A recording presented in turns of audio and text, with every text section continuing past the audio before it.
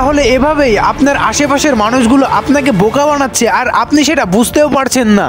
পৃথিবীতে এমন মানুষের অভাব নেই যারা নিজের ডার্ক সাইড লুকিয়ে রেখে ভালো মানুষের মুখোশ পরে থাকে। আর এই সকল মানুষগুলো থেকে আপনাকে বেঁচে থাকতে হবে, কারণ এরা কোনো অংশে সাপের চেয়ে কম নয়। এরা আপনাকে নিজের প্রয়োজনে ব্যবহার করবে এবং আপনার প্রয়োজন শেষে আপনাকে টিস্যুর মতো ফেলে দেবে। সো এদের চেনা একান্তই আপনার প্রয়োজন। সো এদের চেনার জন্য প্রথমত আপনি লক্ষ্য করবেন তাদের কথা এমন মিষ্টি হবে, মানে তারা মধুরালা কথা বলবে এবং আপনাকে সবসময় কনভিন্স করার চেষ্টা করবে।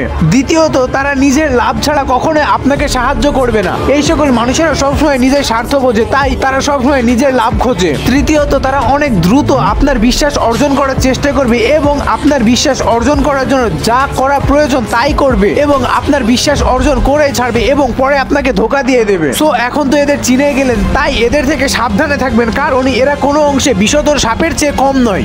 So change your life.